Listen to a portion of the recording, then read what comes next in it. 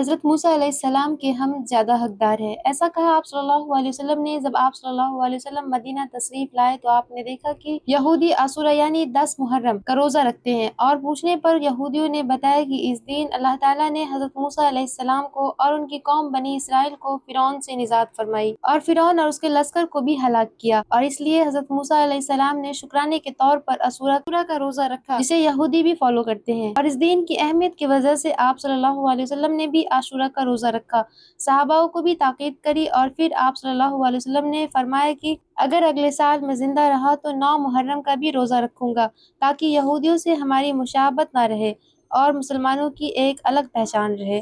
اس لیے ہم سنت کے مطابق 9 محرم اور 10 محرم کا روزہ رکھتے ہیں۔ آپ سمجھتے ہیں محرم کیا ہے؟ محرم یعنی اللہ کا مہینہ، اسلامی کیلنڈر کا نیا سال، اور اسلامی کیلنڈر کے 4 حرمت والے مہینوں میں سے ایک ہے۔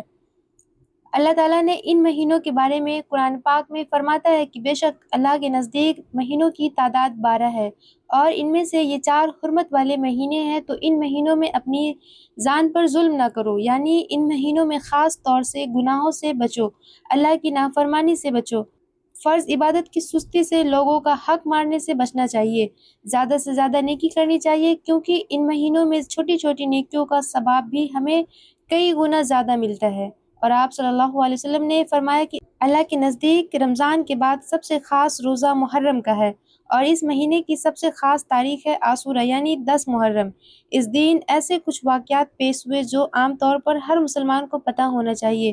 ان میں سے ہے: پہلا، حضرت موسیٰ علیہ السلام اور ان کی قوم کو فرعون سے نجات کا ملنا۔ نمبر 2، حضرت آدم علیہ السلام کی توبہ کا قبول ہونا۔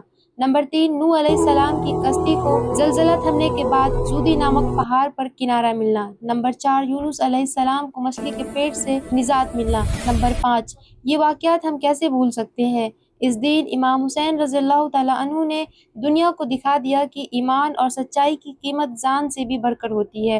اس دن امام حسین رضی اللہ تعالیٰ عنہ نے کربلا کے میدان میں دین اسلام کی حفاظت کے لیے اپنی جان تک قربان کر دی، اپنی جان تک قربان کر کے شہادت کا عظیم مرتبہ حاصل کیا۔ اس میسج کو زیادہ سے زیادہ لوگوں کے ساتھ شیئر کریں تاکہ سبھی محرم کی فضیلت کے بارے میں جان سکیں۔